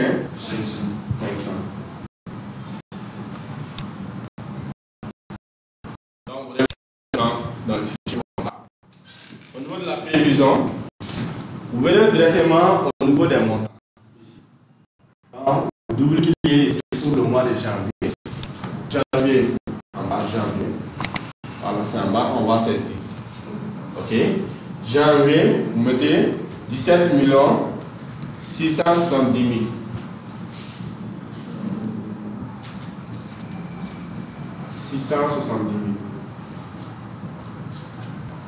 Ok? Vous tablez.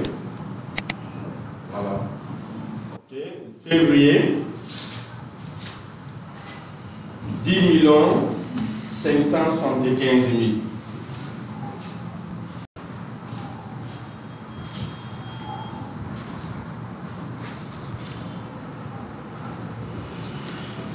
$10 575 000. Mars, 16 millions 865 000. 16 millions 865 000.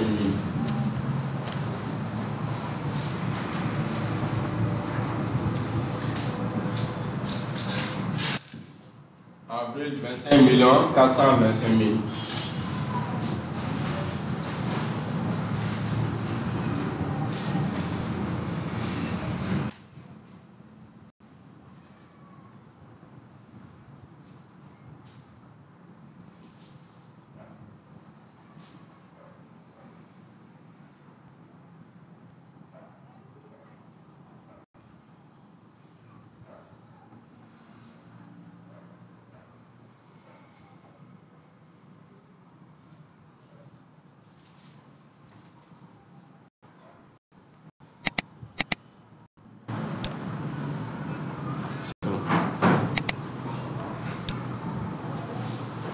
Ok.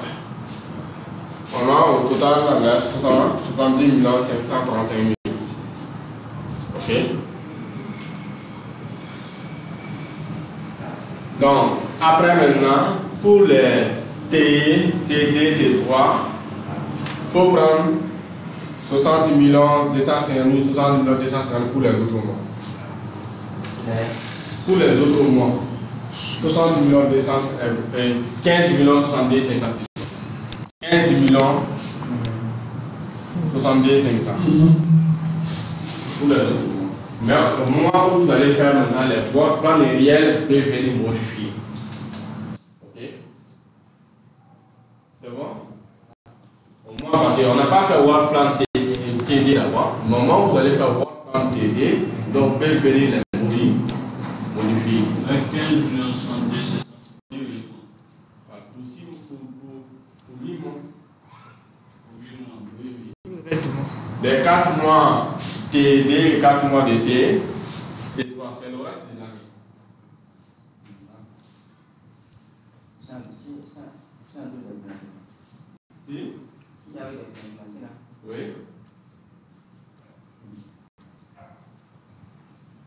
Si le contrat a accédé là, une fois qu'on fait maintenant la première tranche là, tout on va payer les enfants.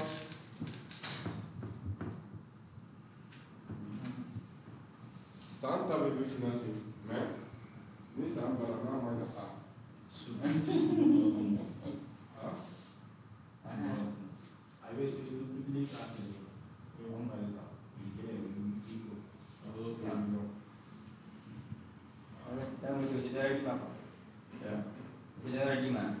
Ah, l'autre a fait compter. Oui.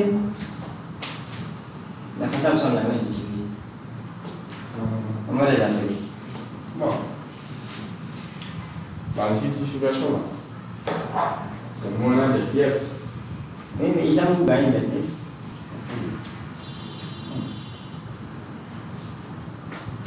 Comme tu trouves les ovations, mais tu révises. Oui. Tu révises que les gens mangent.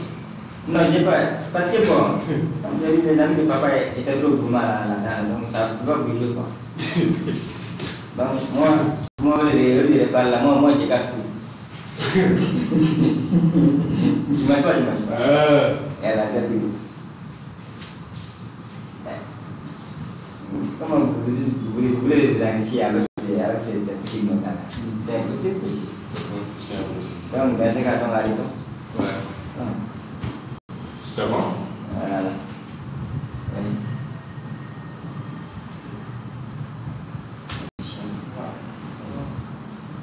Après, vous venez au niveau des comptes généraux. Quand vous terminez, vous venez au niveau des comptes généraux.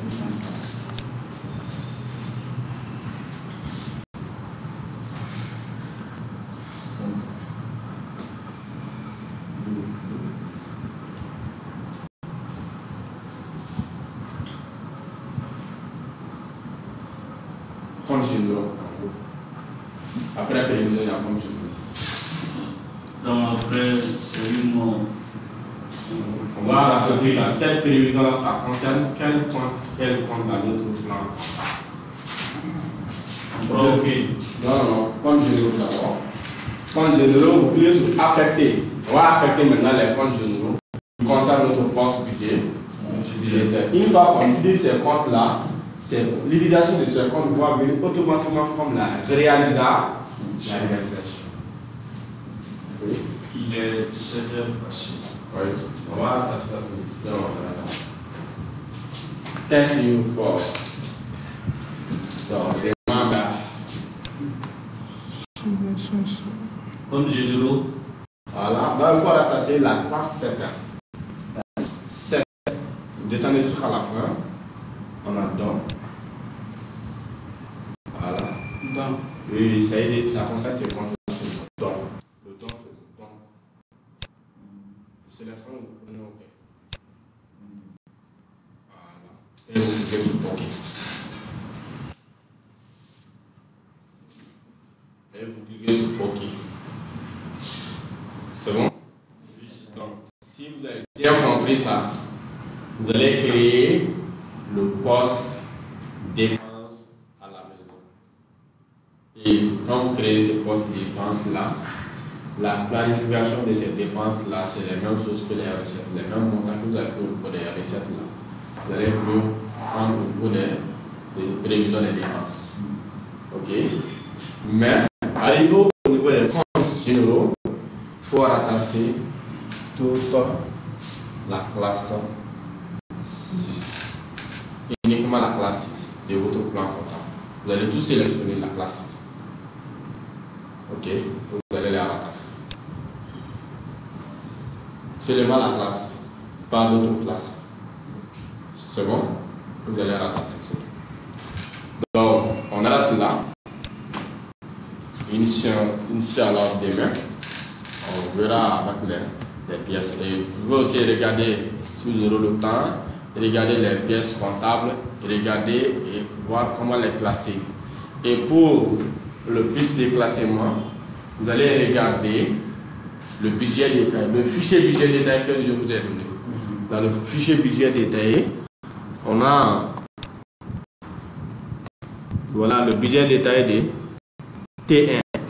Ok, il faut étudier le budget détaillé de T1. Vous allez voir comment les rubriques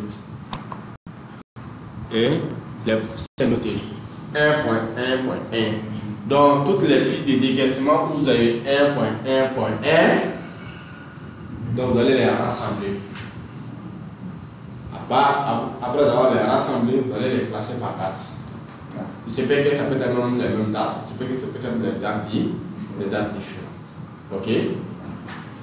Après 1.1.2, la même chose. Ok?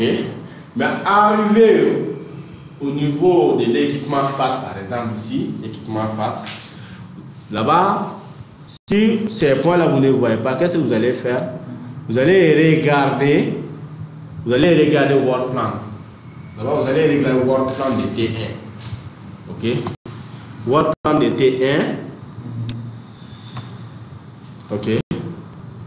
Et vous allez voir les montants qui sont précisés au niveau du mois de janvier. Ok? Les montants qui sont précisés au niveau du mois de janvier. Parce que je prends l'exemple sur le 2.1 là. Ici, c'est 2 millions. Ok? C'est 2 millions ici. Dans le budget détaillé de T1. Cette ligne, ça a été ça. Mais c'est vrai que cet article, on a tout pris ça au mois de janvier. Ok? Parce que c'est les activités, les équipements, c'est les activités qu'on fait moyennant des factures. Ce n'est pas les fiches de décaissement, plutôt les factures. Et arrivé au niveau des kits également, pour les kits, parce que vous allez voir, les points ne sont pas marqués là-bas. Mais à travers les montants, vous devez savoir ici, ça concerne tel point. Et vous allez voir si les parties où il y a les factures, on les a aggravées. Ok, donc, ce qu'on les a aggravées, c'est la première page. À travers la première page, vous devez vous référer sur la première page. Parce que la première page, c'est le fournisseur sélectionné. C'est le fournisseur sinon les autres sont les concurrents concurrentiels. C'est bon? Au-dessus, senior, c'est bon? Ok. Donc, on arrête là. Inch'Allah, demain, on verra.